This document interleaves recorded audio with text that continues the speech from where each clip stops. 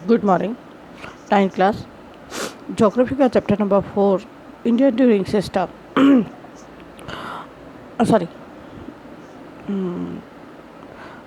Chapter 4 India drainage system प्रवाह तंत्र जिसको हिंदी में कहते हैं। प्रवाह तंत्र को आप आम भाषा में आप समझ सकते हैं कि जैसे छोटे छोटे जगहों से ड्रेनेज सिस्टम को आप जैसे लोकल भाषा में जो अपन ड्रेनेज सिस्टम बोलते हैं, मतलब हर घर से अलग अलग तरह की जो नालियाँ निकलती हैं या जो ड्रेनेज पाइप निकालते हैं और जाके एक बड़े पाइप में मिलते हैं। तो इसी तरह से भारतीय जो भौगोलिक स्थिति पे देखा जाए तो ड्रेनेज सिस्टम वो होता है कि जो एक प्रमुख नदियाँ होती हैं और बरसात में उसकी कई सहायक नदियाँ बन जाती हैं। मतलब एक नदी से कई दूसरी प्रवाह तंत्र शुरू हो जाते हैं। जैसे गंगा नदी है, गंगा नदी से जब आती है तो जगह जगह से वो फूट पड़ती है। जब वो अधिक मात्रा में उन नदियों में जल बढ़ जाता है तो वो अलग अलग जगह से निकलने लगती हैं या उसको अप्रवाह तंत्र बोलते हैं या ड्रेनेज सिस्टम बोलते हैं। ड्रेनेज सिस्टम प्राकृतिक तौर पे हम देखें तो ऐसी कोई बहुत सारी छोटी छोटी धाराएं होती हैं जो एक दिशा में ही बहती हैं, परंतु अलग अलग तरीके से होती है, जिसकी एक मुख्य जो नदी रहती है वो निर्माण करती है। जैसे गंगा की बहुत सारी अप्रवाह तंत्र है, जैसे कि आप सुनने को मिलता है गंगा नदी के बहुत सारे जैसे आप अप्रवाह तंत्र में आप ताप्ती ले लो, सोन नदी ले लो। सोन नदी नर्मदा का अप्रवाह तंत्र है। इसी तरह से गंगा के अप्रवाह तंत्र बहुत सारे हैंगे। जो छोटे छोटे गाँव में पार्वती नदी, ये जो छोटी छोटी जो इंडिविजुअली जो छोटी छोटी नदियाँ बहती हैं जिनको कई नामों से हम जानते हैं, ताप्ती, पार्वती, तो ये गंगा की अप्रवाह तंत्र मान सकते हैं। जैसे नर्मदा का सोन नदी है, वो भी नर्मदा नदी ही है, उसका अप्रवाह तंत्र देखने को मिलता है। लोकल में हम लोग देखे जाए तो जैसे ओंकारेश्वर से मुख्य जो नर्मदा नदी निकलती है, आप बड़वा में देख लो, सोनकच्छ में देख लो, तो ये नर्मदा के ही अप्रवाह तंत्र देखने को मिलते हैं। ये है आपका ओवरऑल जो चैप्टर से रिलेटेड नहीं था, पर अप्रवाह तंत्र का मतलब क्या होता है उसके बारे में बताया था। और ये अप्रवाह तंत्र जो मुख्य नदी जो रहती है उससे निर्माण होकर बनता है। और ये बरसात के दिनों में अप्रवाह तंत्र बहुत अधिक देखने को मिलते हैं, और जिसमें झीलें भी होती हैं, समुद्र होते हैं, महासागर, ये सब उनमें जाकर मिलते हैं अप्रवाह तंत्र। अप्रवाह तंत्र लगातार नहीं बहते हैं, वो अप्रवाह तंत्र गर्मी आने पर या पानी की मात्रा कम होने पर यह अप्रवाह तंत्र खत्म हो जाते हैं। और यह अप्रवाह तंत्र जैसे कि मैंने आपको बताया कि झीलों में, समुद्रों में, महासागरों में जाकर मिलते हैं। और वर्षा में अधिक इनका अप्रवाह तंत्र, इनकी संरचना होती है। जो नदी अपनी सहायक जो धारा है या जल के स्रोत हैं वो प्रभावित होते हैं, और उस प्रदेश की प्राकृतिक जो संरचना होता है उस नदी का अप्रवाह तंत्र कहलाता है। जैसे गंगा नदी है, गंगा नदी जैसे कि भारत में अधिकतर जगहों पे गंगा नदी होकर बहती है, परंतु उस गंगा नदी के आसपास और भी जो छोटे छोटे गांव हैं वहाँ पे छोटी छोटी नदियाँ हैं, वो उस गंगा नदी का अप्रवाह तंत्र है। तो ओवरऑल समझ गए होंगे। जो नदियों सेकंड हम देखें तो जो नदी का अप्रवाह जो तंत्र होता है वो जो ज़मीन से काट कर दूसरी नदियाँ बह जाती है वो अप्रवाह तंत्र कहलाती है। नदियाँ का जो बहाव या जमाव जो होता है वो अलग अलग आकृतियों का निर्माण करता है।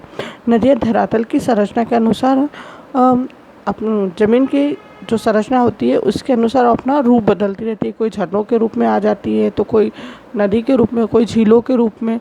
तो इस तरह से हम देखते हैं। और ये जैसे कि ऊंचे क्षेत्र पे है तो पर्वत पे या जो दो भूमि के जो बीच में जो पानी होकर बहता है तो वो नहर या नहर का रूप धारण कर लेती है। तो सब एक दूसरे से अलग करते हैं। इस प्रकार जो भूमि है उसका जल का विभाजक कहलाता है। जब एक नदी दूसरी नदी में जल के क्षेत्र को मिलता है उसे नदी का अपहरण कहते हैं। अप्रवाह तंत्र अलग होता है और अपहरण अलग होता है, जिसको रिवर कैप्चरिंग कहते हैं। जैसे कि आपको यहाँ पे बताया था, ड्रेनेज सिस्टम अलग होता है और रिवर कैप्चरिंग अलग। अप्रवाह तंत्र हिंदी में अपवाह तंत्र होता है, ड्रेनेज सिस्टम, और कैप्चरिंग होता है अपहरण सिस्टम। तो ये जो कि हम ये मानचित्रों में हम देखते हैं कि ये जो मैप में हम देखेंगे कि जैसे ये नर्मदा है, ये जैसे ये नर्मदा, मध्य प्रदेश में नर्मदा नदी निकली है, इसमें ये ताप्ती नदी जो निकल गई है, इसमें और भी छोटी छोटी जो नदियाँ निकली हैं आप देख रहे हैं, ये अप्रवाह तंत्र कहलाते हैं। अब आपको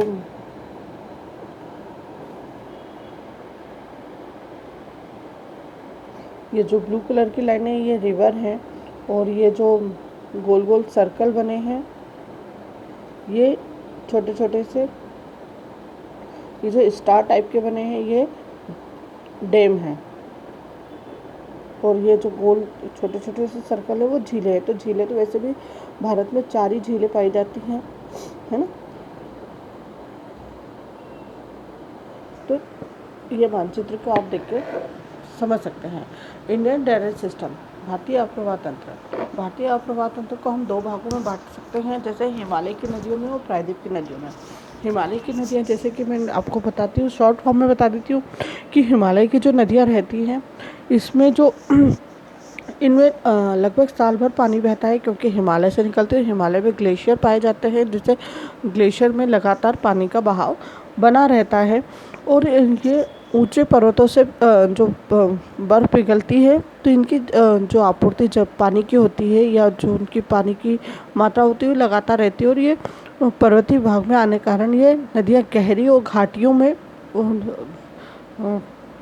ऊंची पहाड़ी, क्योंकि हिमालय ऊंचा है तो ऊंचाई से गिरते हैं, तो ये झरने का रूप भी बनाती है, और ये गहरी घाटियों में जाके गिरती है, और ये बहुत अधिक विस्तृत अवस्था में पाई जाती है, और मैदानी भागों में इसका जमाव होता है, मतलब समतल मैदानों में ये इकट्ठी होती हैं, जहाँ पे वो दूसरी और भी छोटी छोटी नदियाँ या झीलें या और दूसरे तंत्र बनाती हैं, जिसको विपर्स को ऑक्सबो बोलते हैं। झीलें या समतल मैदान में ये बाढ़ों, अच्छा, इन नदियों में बाढ़ें भी आती रहती हैं। जब ये हिमालय से जो नदियाँ निकलती हैं, तो ये इनमें बाढ़ें भी बारिश के टाइम पानी की मात्रा अधिक बढ़ जाती है, जिसके कारण इनमें, जैसे कि अपने को देखने को मिला होगा, गंगा नदी में सबसे ज़्यादा बाढ़ आती है, क्योंकि वो हिमालय से निकली थी।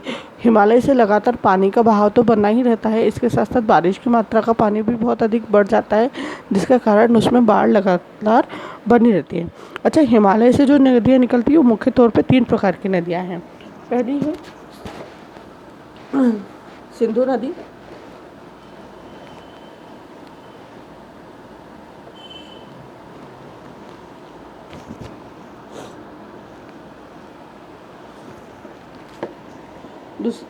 दूसरी गंगा है, और तीसरी है ब्रह्मपुत्र। सिंधु। अब पढ़ते हैं सिस्टम।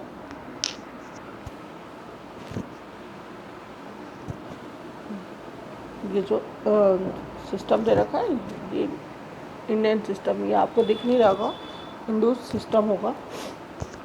दिस सिस्टम तो इस सिस्टम में जो सिंधु की सहायक नदियाँ और भी नदियाँ, सिंधु नदी वैसे भी बहुत बड़ी है, और इसकी लंबाई लगभग 2900 किलोमीटर या 2900 किलोमीटर है, और इसमें ये जो सिंधु नदी तिब्बत से निकलती है, और मानसरोवर के पास से निकलकर ये पश्चिम मानसरोवर, आप कैलाश मानसरोवर के नाम से जानते होंगे, जो कि तिब्बत से निकलती है, और ये पश्चिम की ओर बहती है, और जम्मू कश्मीर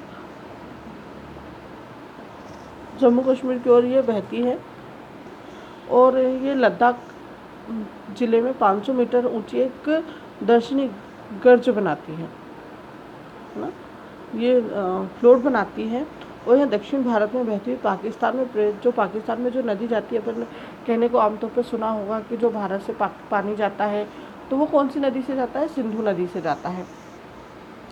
तो ये पाकिस्तान में जाती है और वहाँ अरब सागर में जाकर मिलती है। सिंधु की 5 सहायक नदियाँ हैं, जैसे कि झेलम, चिनाब, रावी, व्यास और सतलुज। ये देखिए, अब आपको क्लियर हो जाएगा कि ड्रेनेज सिस्टम क्या हो। सिंधु की नदियाँ हैं, नाम सबके अलग अलग है। ये जो नदियाँ हैं ये भी बहुत बड़ी नदियाँ हैं, परंतु ये सिंधु की सहायक नदियाँ, जिसे अप्रवाह तंत्र भी कह सकते हैं। सहायक नदियाँ चिनाब, रावी, व्यास, सतलुज और झेलम, ये 5 नदियाँ हैं। और ये 5 नदियाँ मिलकर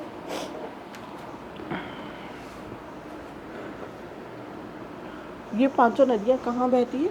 पंजाब में, और पंजाब में बहती हैं। और ये पांचों जो सहायक नदियाँ हैं, और ये पंजाब का नाम ही इन 5 नदियों के क्योंकि एक जगह पर जहाँ 5 नदियाँ बहती हैं, इसीलिए उसका नाम पंजाब पड़ा है या उस जगह का नाम ही पंजाब इसलिए पड़ा है क्योंकि वहाँ पे 5 नदियाँ बहती हैं। तो ये प्रवाह तंत्र जो साल भर एक समान नहीं रहता है कहीं, क्योंकि ये सहायक नदियाँ हैं। सिंधु में साल भर पानी रहता है, परंतु इन नदियों में साल भर पानी नहीं रहता। और इसका हम इस पानी का उपयोग हम पंजाब, हरियाणा, राजस्थान या दक्षिण पश्चिम भागों में सिंचाई के लिए करते हैं। इसके बाद आता है गंगा सिस्टम। गंगा मतलब गंगा नदी का अप्रवाह तंत्र।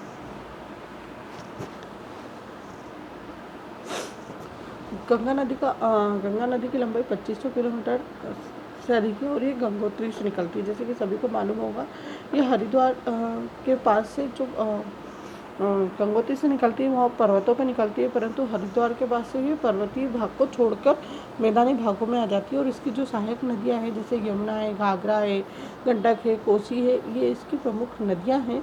और ये नदियों में बहुत अधिक पानी की मात्रा अधिक होती है, जिससे बाढ़ अधिकतर आती है। हर साल इनमें बाढ़ आती है और ये कई मोड़ों पे निकलती है, जिसके कारण यहाँ पे झीलें पाई जाती है। अम्बाला के निकट जो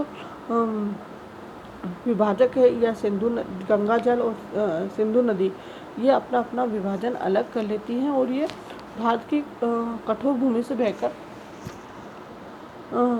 चंबल, केनल, बेतवा, सोन नदी, दामोदर नदी, ये गंगा नदी के अलग प्रणाली या दूसरे अंग है ड्रेनेज सिस्टम में।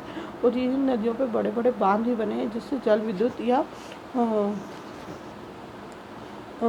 हाइड्रो इलेक्ट्रिसिटी और सिंचाई के लिए यूज़ किया जाता है। और दक्षिण की ओर ये बड़े बड़े डेल्टा बनाती है और बंगाल की खाड़ी में जाकर गिरती है। गंगा की जो मुख्य धारा है वो बंगाल देश में प्रवेश करते एवं ब्रह्मपुत्र में जाकर मिलने के बाद इसे मेघना के नाम से जाना जाता है।